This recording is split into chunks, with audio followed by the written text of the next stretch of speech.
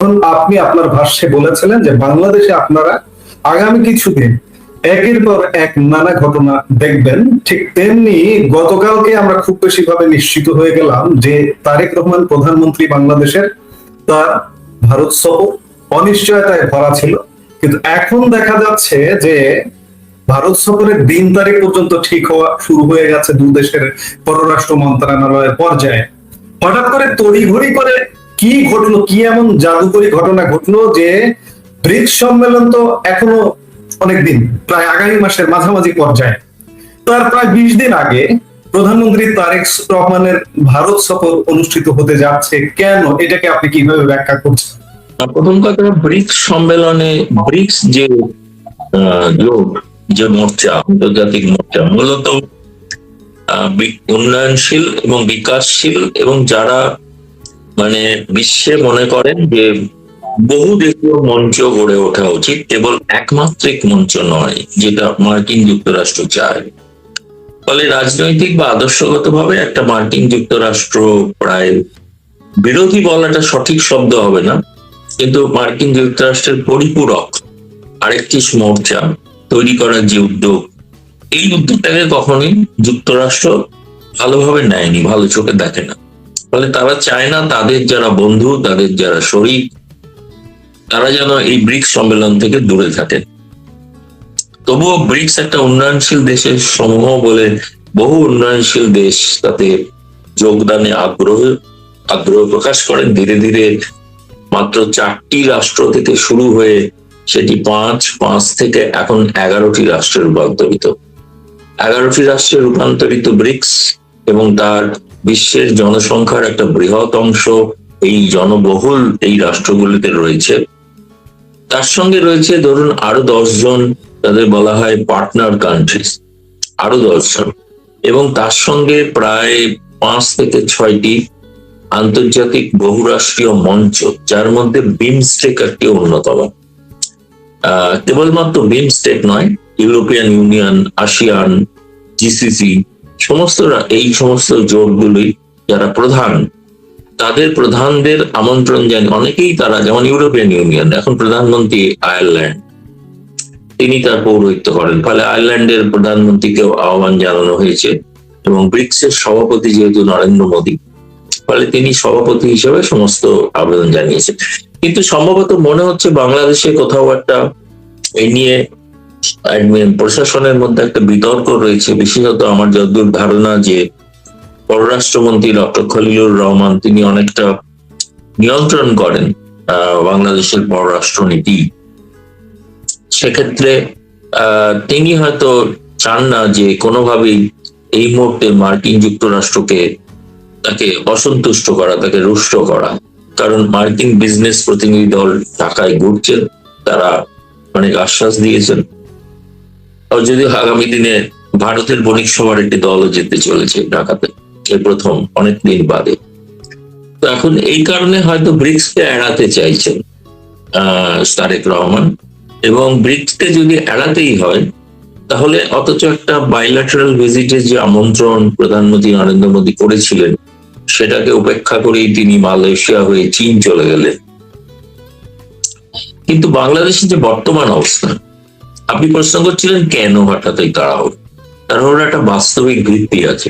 ভিত্তিটা হচ্ছে বাংলাদেশে এই মুহূর্তে ভয়াবহ জ্বালানি সংকট, এবং যে জ্বালানি সংকটের কারণে অনেক সারাদিনই প্রায় শুনছি বিভিন্ন জায়গায় লোডশেডিং হয়ে থাকে, এবং ধরুন চাষের কাজ ব্যাহত হচ্ছে, পাম্পগুলিতে ঠিক মতো ডিজেল না আসার কারণে, বহু কলকারখানা বন্ধ বিদ্যুতের অভাবে।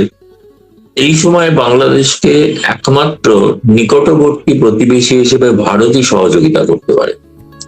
সেখানে ভারত বিরোধী যে ধরনের যে সমস্ত শক্তি তারা যে করেন, প্রচার করেন, কিন্তু বাস্তবিক অর্থে আজও তো ভারত থেকে 85,000 টন ডিজেল পৌঁছেছে বাংলাদেশে, তাতেও কিন্তু কুলিয়ে ওঠা যাচ্ছে না, আরো চাহিদা আরো বেশি, সেটা 1,30,000 টন হলে হয়তো ভালো হয়।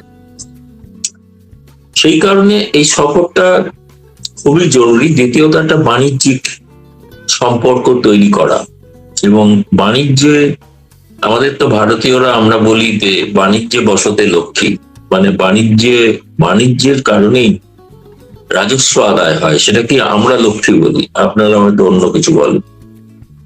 বাণিজ্য স্তব্ধ হয়ে আছে। তাহলে আমার কাছে মনে হচ্ছে এই দুটি বিষয় অত্যন্ত গুরুত্বপূর্ণ এই মুহূর্তে বাংলাদেশের কাছে। সেটা হচ্ছে জ্বালানি সংকট থেকে রেহাই পাওয়ার জন্য ভারতের সহযোগিতা প্রার্থনা করা, এবং একই সঙ্গে যে বাকি যে সমস্যা, যেটা বাণিজ্যিক যে প্রতিবন্ধকতাগুলো রয়েছে, উভয় দেশের উপরে প্রতিবন্ধকতা রেখেছে, সেই প্রতিবন্ধকতাগুলোকে লাঘব করা যায় কিনা।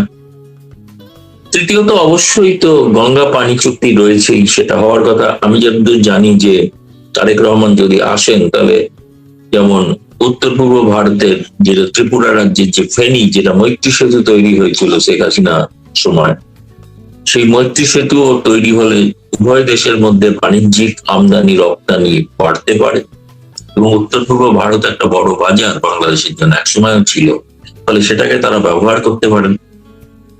এই কার্যক্রম বাস্তবিক কারণে আর কতগুলো রাজনৈতিক কারণ আছে। রাজনৈতিক কারণ ছাড়া একটা মানুষের পিপল টু পিপল সম্পর্কের ক্ষেত্রে বাংলাদেশ ইতিমধ্যেই চায় ভারতের সঙ্গে ক্রিকেট সম্পর্ক পুনঃস্থাপিত হোক। বাংলাদেশের board of cricket control already ইতিমধ্যে প্রস্তাব পাঠিয়েছেন, কিন্তু এটা রাজনৈতিক সিদ্ধান্ত হতে হবে। বলে আমার ধারণা তারেক রহমান যদি ভারতে আসেন, ভারতের দীনেশ ত্রিবেদী হাই কমিশনার তারেক রহমানকে একান্তভাবেই বলেছেন যে আপনি যদি ভারত সফরে আসেন, তাহলে আপনার যা যা এই মুহূর্তে প্রয়োজনীয় সেগুলো ভারত উদার হস্তে যতটা সম্ভব সাহায্যের হাত বাড়ানোর চেষ্টা করবে, কিন্তু আপনি দূরে বসে থাকলে হবে না, আপনাকে আসতে হবে ভারতে। ভারত আমন্ত্রণ জানিয়েছে আপনাকে। তার সঙ্গে বাংলাদেশ হয়তো যেগুলো কথার কথা হয়তো বলবে, সেটা হচ্ছে শেখ হাসিনার বিষয়ে তারা চাইবেন প্রত্যর্পণ, কিন্তু ভারতের ক্ষেত্রে ভারত চাইবে ন্যায়সঙ্গত প্রত্যাবর্তন। এখন এই বিষয়টাও থাকবে, আলোচনাতে আসতেই পারে, আসবে না যে তা নয়, আসবে। ফলে এই এখন বলছেন যে কেন তাড়াহুড়োর একটাই কারণে যে 28শে আগস্ট থেকে প্রধানমন্ত্রী নরেন্দ্র মোদী বিদেশ সফরে যাবেন। তিনি সাংহাই কোঅপারেশনের বৈঠকে শিখর সম্মেলনে যোগ দিতে যাচ্ছেন কাজাখস্তানে। তার আগে তিনি উজবেকিস্তান যাবেন, তার দেশে ফিরতে ফিরতে 2রা সেপ্টেম্বর হয়ে যাবে, এবং 2 তারিখ তিনি ফেরার পর 3 এবং 4 তার আমি যতদূর জানি তার কেরালায় একটা পূর্ব নির্ধারিত অনুষ্ঠান রয়ে গেছে, সেটাকে বাতিল করা যাবে। 4-এর পর থেকে তো 11-12 তারিখ থেকে তো ব্রিক্সের শিখর সম্মেলনের প্রস্তুতি শুরু। অন্তত 1 সপ্তাহ তার লাগবে। এই যে 20-25 জন রাষ্ট্রনেতা আসবেন, তাদের কার সঙ্গে কিভাবে বৈঠক হবে, কত দ্বিপাক্ষিক বৈঠক হবে কিনা, বলে তার প্রস্তুতি, সেটার জন্য তার মধ্যে কোনো সম্ভব নেই। আর 3য় সপ্তাহতে তারেক রহমান নিজেও বলেছেন তিনি জাতিসংঘে যেতে চান, তিনি জাতিসংঘে যাবেন, এবং ভারতের থেকেও ভারতও ব্যস্ত থাকবে জাতিসংঘ নিয়ে।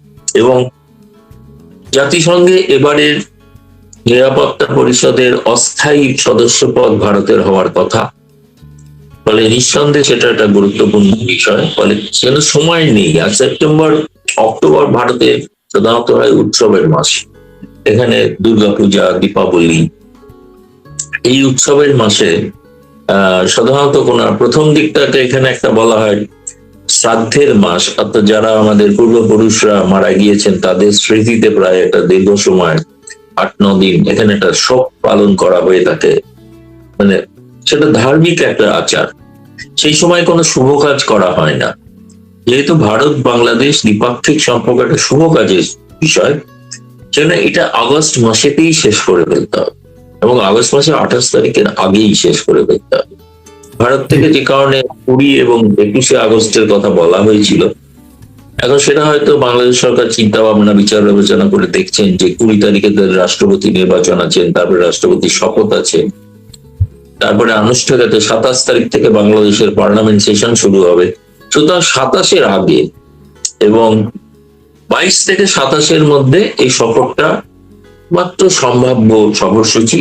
এবং আমি যতদূর জানি সেটা হচ্ছে যে প্রস্তুতি চূড়ান্ত, তার কারণ দিল্লিতে হাই কমিশন যেটা আছে তারা ইতিমধ্যেই বিভিন্ন যে 5 তারা হোটেলগুলি রয়েছে যেখানে ভিভিআইপিরা এসে ওঠেন, সেগুলোর তারা অলরেডি দেখাশোনা করতে শুরু করেছেন যে কোন জায়গায় এলে সুবিধা হয়। শুনেছি প্রায় 20 জনের মতো প্রতিনিধি দল আসতে পারে তারেক রহমানের সঙ্গে, এবং তার সঙ্গে তার যে বাকি সহকারী ইত্যাদি সব মিলিয়ে সংখ্যাটা বিশাল।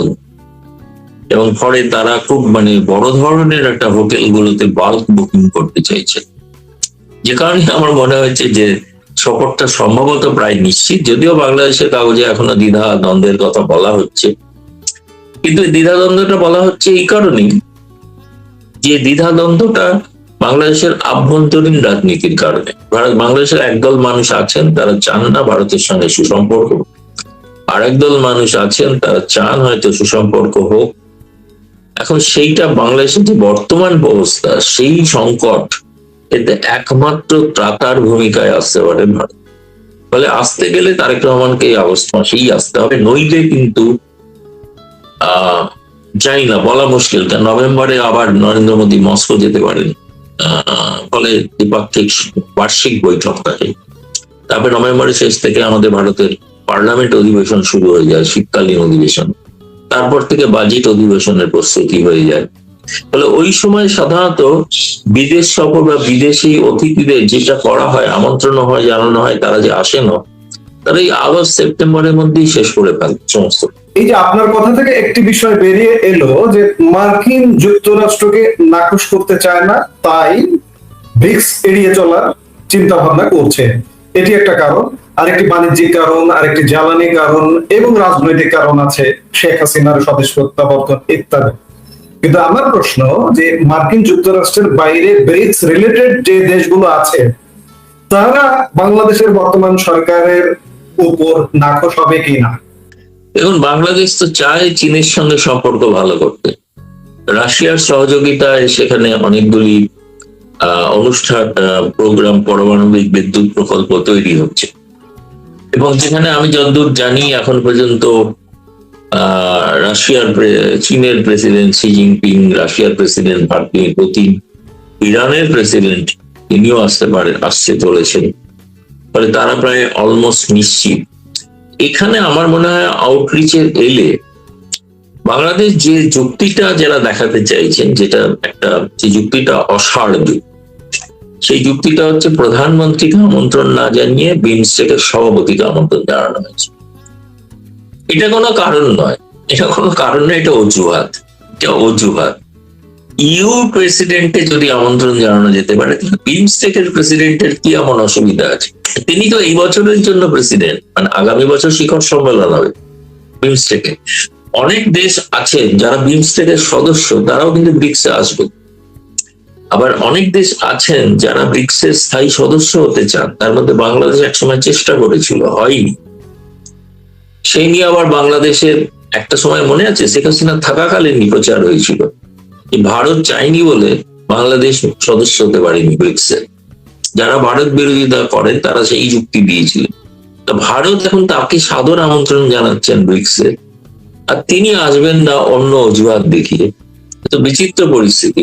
ফলে ব্রিক্সের সঙ্গে, উন্নয়নশীল দেশের সঙ্গে যদি বাংলাদেশ সম্পর্ক না রাখতে চায়, এটা বাংলাদেশের জন্য খুব ক্ষতিকর হয়ে যাবে। বিশেষ করে ধরুন মধ্যপ্রাচ্য, তাদের প্রতিনিধিরাও আসছে, যেখানে বাংলাদেশের একটা বড় বাংলাদেশিরা সেখানে তারা কাজ করে, তাদের একটা সুরক্ষা, নিরাপত্তার বিষয় আছে।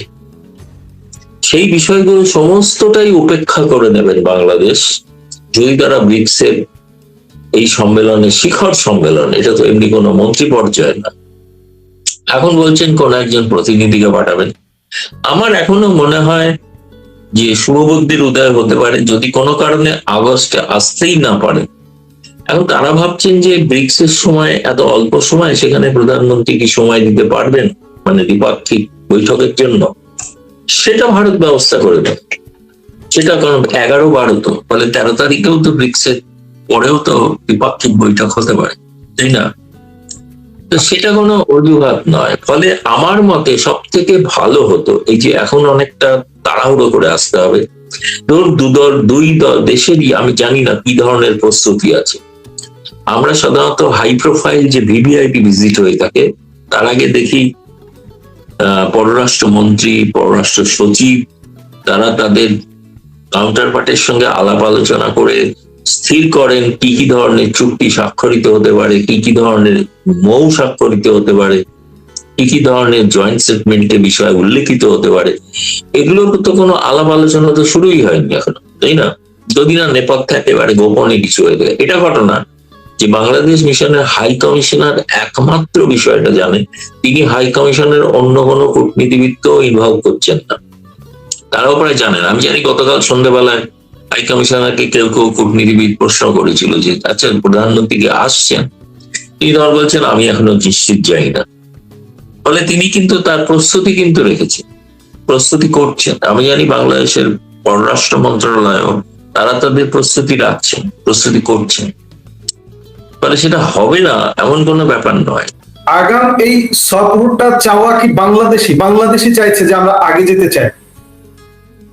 না, ভারত জানিয়েছে যদি ব্রিক্সে না আসতে পারেন, যদি দ্বিপাক্ষিক সফরে আসতে হয় তাহলে আগস্টেই আসতে হবে। দ্বিপাক্ষিক সফরের জন্য ভারতের হাতে আর কোনো সময় না। আমরা এই সরকারের বর্তমান যে বাংলাদেশে যে সরকারটি গড়ে উঠেছে এটি 6 মাস, প্রায় আর দুদিন পরে 17 তারিখে 6 মাস হয়ে যাবে। শুরু থেকে সরকারের সাথে ভারত এবং এই সরকারের সাথে একটা আচরণ দেখলাম। মাঝপথে বাংলাদেশের পররাষ্ট্রমন্ত্রী খলিলুর রহমান ভারত সফরে গেলেন। সফর থেকে আসার পর আমরা একটু উল্টো চিত্র দেখলাম, ভারতকে এড়িয়ে চলা। এমনকি একটা উদাহরণ এখানে দেওয়াই প্রয়োজন যে পশ্চিমবঙ্গের বিধানসভা নির্বাচন হলো, সেই নির্বাচনে মার্কিন প্রেসিডেন্ট পর্যন্ত অভিনন্দন জানালেন শুভেন্দু অধিকারীকে, কিন্তু বাংলাদেশ কোনো অভিনন্দনও জানালো না, যেন ভারত পক্ষ থেকে দূরে সরে যাচ্ছিল। কিন্তু এই যে মার্কিন দূত সার্জিও গোর বাংলাদেশে ভিজিটের পর থেকে দেখা যাচ্ছে যে না, আবার যেন ভারতের দিকে আবারও ঝুঁকছে। কি এমন জাদুর ঘটনা ঘটলো সার্জিও গোরের এই সফরের ফলে যে বাংলাদেশ আবারও ভারতের দিকে ঝুঁকছে, এত ভারত বিরোধিতা থাকা সত্ত্বেও? আপনি এটাকে কিভাবে ব্যাখ্যা করবেন? যেহেতু বাংলাদেশের সরকার প্রায় মার্কিন যুক্তরাষ্ট্র নির্ভর একটা সরকার, রাজনৈতিকভাবে, আদর্শগতভাবে, হয়তো আর্থিকভাবে, এখন সেই যুক্তরাষ্ট্র তারা কিন্তু মনে করেন যে তারেক রহমান সরকার যে চীনের প্রতি যে আগ্রহ দেখিয়েছেন বা চীনে যে গিয়েছেন এবং চীন থেকে যে করিডোরের প্রস্তাব এসছে, এই বিষয়টা যুক্তরাষ্ট্র কখনই ভালোভাবে নেবে না, ভালো চোখে নেবে না। সেই যুক্তরাষ্ট্র চাইবে যে তোমার বাংলাদেশের যা যা প্রয়োজনীয় এই মুহূর্তে যদি সংকটের জন্য, সেগুলো সব থেকে ভালো উপায় হচ্ছে ভারতের সঙ্গে সহযোগিতা করা, ভারতের সঙ্গে সহযোগিতার বন্ধুত্বের হাত বাড়িয়ে দেওয়া। কারণ চীনের প্রভাব এই উপমহাদেশে খর্ব করার জন্য ভারত এবং যুক্তরাষ্ট্র সহমত, এ বিষয়ে কোনো সন্দেহ নেই। দ্বিতীয়ত, আরেকটি চাঞ্চল্যকর রিপোর্ট থেকে আরো বোঝা যায় কেন ভারত এবং যুক্তরাষ্ট্র এক হচ্ছে, সেটা হচ্ছে যে আল কায়দা গোষ্ঠীর প্রভাব বাড়ছে। সিকিউরিটি কাউন্সিলের যে দ্বিবার্ষিক মনিটরিং কমিটি, তদারকি কমিটি যে রিপোর্ট, তাতে ভয়াবহ চিত্র তুলে ধরা হয়েছে। তার এই রিপোর্টের 18 নম্বর পাতায় স্পষ্ট ভাষায় বলা আছে যে বাংলাদেশে আল কায়দা গোষ্ঠী মাথাচাড়া দিচ্ছে এবং তারা ভিত্তি তৈরি করে ফেলেছে। ফলে যে আল কায়দা কেবলমাত্র বাংলাদেশের জন্যই নয়, ভারত তো বটেই, এমনকি বিশ্বের জন্য কিন্তু উদ্বেগের বিষয়। কারণ মনে রাখা দরকার 9/11 ঘটেছিল আল কায়দা দ্বারাই। ফলে আল কায়দার বিকাশ যদি এই ধরনের ইসলামিক জনগোষ্ঠী যেখানে আছে সেখানে যদি গড়ে ওঠে, তাহলে তারা একটা প্রশ্রয় পেতে পারে। আর বাংলাদেশে বিপুল সংখ্যক যে রোহিঙ্গা রয়েছেন, সেই রোহিঙ্গাদের ব্রেন ওয়াশ করাটা খুব একটা কঠিন কিছু নয়। তারা যেহেতু নিজের দেশে ফিরতে পারছেন না, ফলে তাদের মধ্যে একটা হতাশা ইত্যাদি বাড়ছে। তাদের বাংলাদেশ সরকার সবই চেষ্টা করছেন, আন্তর্জাতিক ভাবেও অর্থ যোগান হচ্ছে, কিন্তু তাদের তো নিজেদের একটা অস্তিত্বের প্রমাণের দায়িত্ব ব্যাপার আছে। ফলে এই বিষয়টা খুবই চিন্তাজনক, বাংলাদেশের জন্য তো বটেই, ভারতের জন্য বটে এবং গোটা বিশ্বের জন্য। এই টেরোরিজমটা এই অঞ্চলে প্রভাব বিস্তার করতে পারে, সেই কারণেই আরো বেশি। ফলে যে আলোচনায় ভবিষ্যতে আপনাকে যে যে বিষয়গুলো বলেছি এক এক করে, তার মধ্যে অন্যতম গুরুত্বপূর্ণ বিষয় হচ্ছে টেরোরিজম সংক্রান্ত সহযোগিতা। সেইটা একটা বড় সহযোগিতার বিষয়, আলোচনার বিষয় থাকবে। আর যেটা আপনি বলেন বন্ধুত্বের হাত হিসেবে ভারত, আপনার দুদিন আগেই ভারতের কপুরথালা রেলওয়ে কোচ ফ্যাক্টরি থেকে নতুন ট্রেনের কোচ, নবনির্মিত কোচ বাংলাদেশে পৌঁছেছে এবং বাংলাদেশে আরো কোচ পৌঁছাচ্ছে। হয়তো তারেক রহমানের সফরের পর দুই দেশের মধ্যে যে 3টি যোগাযোগ ব্যবস্থা ছিল রেলপথে, মৈত্রী এক্সপ্রেস, বন্ধন এক্সপ্রেস এবং মিতালি এক্সপ্রেস, এগুলো হয়তো পুনরায় চালু হতে পারে। তার কারণ ভারত যেহেতু পর্যটন ভিসা খুলে দিয়েছে, ফলে অতীতে পর্যটন ভিসার জন্য এই ট্রেনগুলোতে বহু মানুষ যাতায়াত করতে, ফলে তাদের সুবিধার জন্য এগুলো হওয়ার একটা সম্ভাবনা আছে। ডোমেস্টিক যেটা প্রবলেম, সেই প্রবলেমটা কাটিয়ে উঠে তাদেরকে যদি না আসতে পারে, সব থেকে বড় জয় হবে জামায়াত ইসলামী, ওই দক্ষিণপন্থীদের, ওই উগ্রপন্থীদের এবং এনসিপি যারা ভারত বিরোধী। ফলে তাদের কাছে, তাদের দাবির কাছে যেন তারেক রহমান মাথা না নোয়ান, এটা আমরা সকলেই চাই। আশা করছি সেই বাধা কাটিয়ে তিনি বাংলাদেশের বৃহত্তর স্বার্থে সঠিক সিদ্ধান্ত নেবেন। যুক্তরাষ্ট্রের কোনো নেপথ্য নির্দেশনা আছে কি যে ভারতের সাথে সম্পর্ক রেখে চলতে হবে, একসাথে চলতে হবে? আগে পাকিস্তান, চীন, তুরস্ক যেভাবে একটা আমরা দেখলাম সমীকরণ কদিন আগে, ভারতের সঙ্গে চলতে হবে, এমন কোনো নির্দেশনা কি আছে কি আপনি কি মনে করেন? দেখুন, নির্দেশনা আছে কিনা এটা তো স্পষ্ট ভাষায় বলা যাবে না, কিন্তু কতগুলো ঘটনা যেগুলো দেখেছি আমরা, সার্জেই গোর তিনি ঢাকায় গেছেন, ঢাকায় গিয়ে প্রধানমন্ত্রী এবং পররাষ্ট্রমন্ত্রীর সঙ্গে কথা বলেছেন। তিনি কিন্তু জামায়াত ইসলামীর সঙ্গে দেখা করেন, তিনি এনসিপির সঙ্গেও দেখা করেছেন ঢাকায় নিযুক্ত ভারতীয় হাই কমিশনারের সঙ্গে, এবং তিনি ফিরে আসার পর দেখা করেছেন স্বরাষ্ট্রমন্ত্রী অমিত শাহর সঙ্গে, জাতীয় নিরাপত্তা উপদেষ্টা অজিত ডোভালের সঙ্গে এবং পররাষ্ট্র সচিব বিক্রম মিশ্রির সঙ্গে। এবং এই শেষোক্ত দুজনের সঙ্গে মিটিং কিন্তু একদিন না, দুদিন পর পর হয়েছে। ফলে বিষয়টা নিয়ে তারা নিশ্চয়ই ভাবিত, এবং সে কারণে আপনি যদি বলছেন যে নির্দেশ হয়তো নয়, আমার মনে হয় নির্দেশ শব্দটা হয়তো একটু অপমানজনক হতে পারে। বলতে পারেন যে এটা মার্কিন যুক্তরাষ্ট্রের আগ্রহ বা আকাঙ্ক্ষা, তারা চান যে বাংলাদেশকে নিরাপদ করতে তারা যেন ভারতের সঙ্গে সহযোগিতা করেন, এবং ভারতের সহযোগিতা যেন তারা প্রার্থনা করেন এবং তারা যেন নেন। উভয় দেশের যৌথভাবে এই সমস্ত সমস্যাগুলো সমাধানে যদি উদ্যোগী হন, সেটা গোটা বিশ্বের পক্ষে মঙ্গল। এই কথাটা সার্জেই গোর বলেই থাকতে পারে। বাংলাদেশের রাজনৈতিক অন্তর্ভুক্তি, বাংলাদেশের সমাজের অন্তর্ভুক্তি, আর এই অন্তর্ভুক্তির জন্য আওয়ামী লীগের ফেরা এবং শেখ হাসিনার স্বদেশ প্রত্যাবর্তন, এই যে তারেক রহমানের যে আগাম সফর হতে যাচ্ছে, সেই আগাম সফরের ফলে কি শেখ হাসিনা আগাম দেশে আসার পথ কি উন্মুক্ত হবে? আমরা আবারও জিজ্ঞেস করছি, অনেকবার এটি নিয়ে জিজ্ঞেস করেছে, ডিসেম্বর আমরা যেহেতু রোডম্যাপ আছে, কিন্তু তারপর আগাম কি আসতে পারেন, এমন কি সম্ভাবনা তৈরি হচ্ছে? না, আমি আগামের কথা বলতে পারবো না, কারণ কতগুলো বিষয় আছে। এই বিষয়টা তো ভারতের সঙ্গে তো আলোচনা হবেই অবশ্যই, এবং বাংলাদেশ সরকার আলটিতেও যেটা বলেছিল যে শেখ হাসিনা ছাড়া অন্য কোনো আওয়ামী লীগকে তারা মানতে রাজি আছে, কিন্তু সেটা তো আওয়ামী লীগের পক্ষে মানা নেওয়া সম্ভব নয়, তারা মানবেন না। ফলে এখন শেখ হাসিনাকেই নেতৃত্ব ধরে নিয়েই বাংলাদেশকে ভাবতে হবে পরবর্তী কর্মসূচি। ইমিডিয়েটলি তার, যেহেতু তিনি জাতিসংঘে যাচ্ছেন, জাতিসংঘে যাওয়ার আগে তাকে অন্তত, তিনি তো এইটা বলতে পারবেন না জাতিসংঘে গিয়ে যে আমি একটি ফ্যাসিবাদী দলকে নিষিদ্ধ করে রেখেছি। এটি গণতান্ত্রিক দল, তাদের আচার আচরণে অনেক কিছু প্রবণতা থাকতে পারে, কিন্তু সেটা তো ফ্যাসিবাদী দল নয়। কারণ ফ্যাসিবাদ বলতে দুনিয়ায় যাকে জানে সবাই, তার সঙ্গে তো আওয়ামী লীগের তুলনা করা যায় না, তাই না? কোন রাজনৈতিক দলেরই তুলনা করা যায় না। হিটলারের ফ্যাসিবাদের সঙ্গে তো কারোর, হিটলার বা মুসলিম দলের সঙ্গে তো কারোর তুলনা করা যায় না, রেড শার্ট বা হোয়াইট শার্ট যেটা বলা হয়। এখন সেক্ষেত্রে এখানে নিশ্চয়ই তার আগে তারেক রহমানকে একটা কিছু নিশ্চয়ই আশ্বাস হয়তো দিতে হতে পারে আন্তর্জাতিক দুনিয়াকে, যে তিনি বাংলাদেশে ইনক্লুসিভ পলিটিক্স এর কথা ভাবছেন। এবং তাই সেটা যদি হয়, কারণ দরকারটা কি, প্রয়োজনটা কি? প্রয়োজনটা তো হচ্ছে আওয়ামী লীগের উপর থেকে নিষেধাজ্ঞা প্রত্যাহার। শেখ হাসিনা নিজে বলেছেন তিনি প্রধানমন্ত্রিত্ব করার জন্য তিনি ফিরছেন না, তিনি বাংলাদেশের মানুষের পাশে দাঁড়াতে চাইছেন বলে ফিরছে। তো তিনি কথা বলেননি যে কালকেই তিনি গিয়ে তারেক রহমান সাহেবকে উৎখাতের জন্য আন্দোলন শুরু করবেন, তাও নয়। তিনি বলছেন রিকনসিলিয়েশন, সংঘাত নয়, একটা সকলে মিলে জাতিকে গড়ে তোলার একটা সংকল্পের কথা তিনি বলছেন। সেটা তো তারেক রহমানের পক্ষে ভালো।